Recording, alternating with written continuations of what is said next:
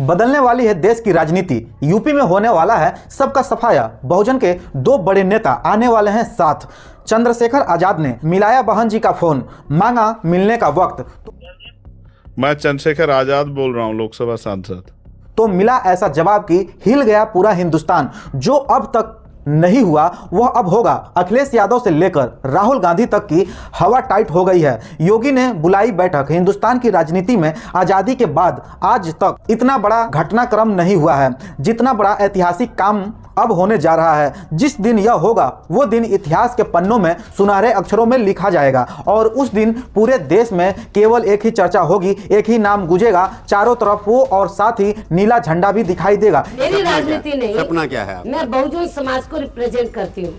इस फैसले से मुख्यमंत्री योगी आदित्यनाथ ने प्रधानमंत्री नरेंद्र मोदी जितने परेशान हैं उनसे ज्यादा परेशान राहुल गांधी और अखिलेश यादव भी हैं। अखिलेश यादव की तो पूरी राजनीति ही दांव पर लग गई है। ऐसा हम क्यों कह रहे हैं? क्योंकि चंद्रशेखर आजाद ने पूरी दुनिया के सामने कैमरे पर बैठकर बीएसपी के ऑफिस में फोन किया और बहन जी से मिलने का वक्त मांगा है। बीएसपी ऑफिस का नंबर है? मैं बहन जी से मिलना चाहता था।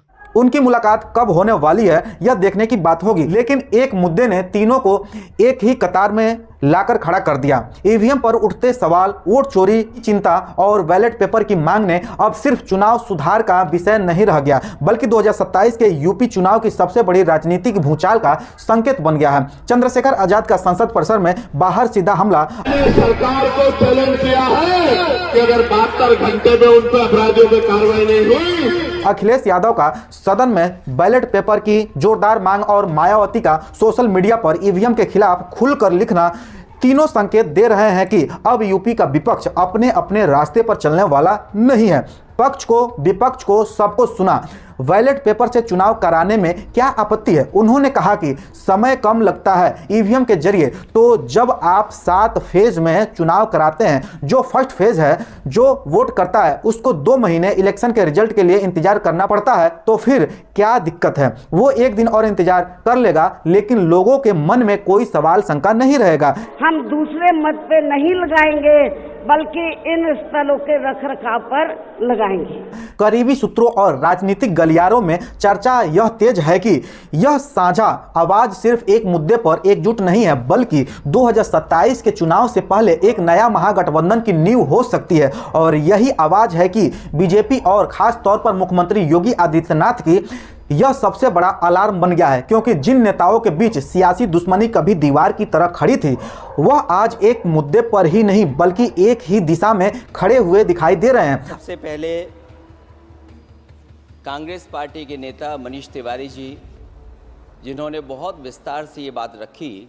अगर अखिलेश की युवा पकड़ और मायावती का परंपरागत दलित वोट और चंद्रशेखर आजाद का उभरता आक्रामक दलित युवा आधार एक मंच पर आ गया तो 2027 में यूपी की राजनीति तस्वीर ही बदल देगा। और यही वजह है कि आज सबसे बड़ा राजनीतिक सवाल यही है, क्या ये ईवीएम और बैलेट पेपर की मांग सवाल में यूपी के इतिहास का सबसे बड़ा महागठबंधन जन्म लेने की शुरुआत है? अगर हाँ, तो 2027 में बीजेपी की चुनौती पहली बार इतनी बड़ी और मजबूत दिखाई दे सकती है कि अब सीधे तौर पर सीएम योगी आदित्यनाथ की कुर्सी पर सवाल खड़े हो जाएंगे। भाई चाहे कांग्रेस है चाहे बीजेपी और दूसरी पार्टियां हैं, अभी उनकी जो बहुजन समाज के प्रति जो उनकी मनुवादी मानसिकता है, अभी उसमें बदलाव नहीं आया है।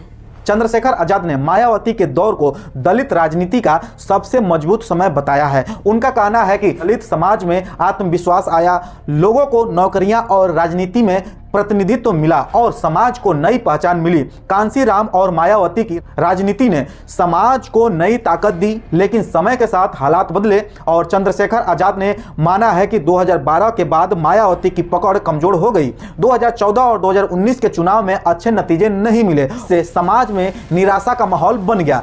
अपनी पार्टी को लेकर चंद्रशेखर आजाद ने साफ कहा कि 2022 में उन्होंने पहली बार चुनाव लड़ा था, नतीजे उम्मीद के मुताबिक नहीं आए, लेकिन उन्होंने विरोधियों के उस आरोप को खारिज कर दिया जिसमें कहा गया था कि उनकी वजह से वोट बटे। उन्होंने कहा कि लोगों का भरोसा जीतने में वक्त लगता है। बहरहाल देखना यह होगा कि क्या सचमुच तीनों नेता एक साथ आते हैं, क्या तीनों का गठबंधन हो पाता है और क्या सचमुच मायावती ही अगली मुख्यमंत्री होंगी यूपी की? वह आने वाला वक्त बताएगा और जनता यह तय करेगी।